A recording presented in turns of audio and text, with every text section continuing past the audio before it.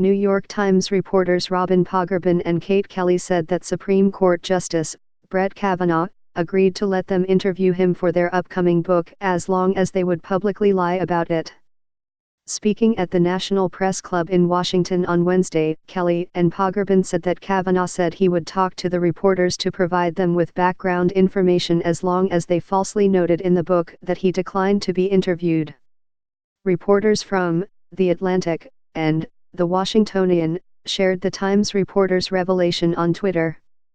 The Times reporters said their talks about setting up an interview with Kavanaugh took place when the book was in its final stages. Kelly and Pogrebin said they couldn't agree to the justices' terms, so they couldn't conduct the interview. Kavanaugh wanted Pogrebin and Kelly to say that he hadn't spoken to them. That was the terms they couldn't agree to. Andrew Bojan, at a Bojan, September 18, 2019. He wanted a line in there saying he had declined an interview. They were on their way to Washington to interview him. Book was almost done. Andrew Bojan, at a Bojan, September 18, 2019. No way to thread the needle, Kelly says. Andrew Bojan, at a Bojan, September 18, 2019. Kelly and Pogrebin reached out to the Associate Justice as part of a 10-month investigation into his educational background and the accusations of sexual misconduct against him for their book, The Education of Brett Kavanaugh, published this week. Days before the book was released, Kelly and Pogrebin published an op-ed in the Times that included a previously unreported accusation made against Kavanaugh. The reporters said that Max Stier, a classmate of Kavanaugh's at Yale, told them he once saw Kavanaugh with his pants down while his friends pushed his penis into the hands of a female student during a drunken dorm party. The woman at the center of Stier's account declined to be interviewed by the Times reporters, and her friends say she doesn't recall that incident, according to the Times.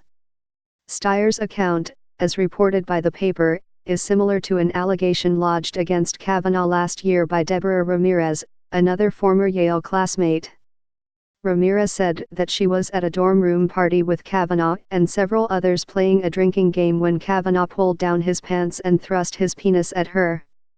She pushed him away, she told The New Yorker last year, causing her to touch his penis. Ramirez came forward with her allegation after Christine Blasey Ford publicly accused Kavanaugh of sexual assault when they were teenagers. Ford testified at his Supreme Court nomination hearing. The authors of the new Kavanaugh book note tonight that they didn't interview Kavanaugh because his condition was that they state they hadn't. That is, he would only speak to them if they agreed to write in their book, dishonestly, that he hadn't. pic.twitter.com/VYZZDD4ZDT Alexandra, at Alexandra Ridge, September 18, 2019. Related coverage. NYT reporters say they uncovered new sexual misconduct claim against Kavanaugh. 2020 candidates call for Kavanaugh impeachment after new misconduct accusation. Lindsey Graham promises Kavanaugh won't be impeached after new misconduct allegation. Love HuffPost. Become a founding member of HuffPost Plus today. This article originally appeared on HuffPost.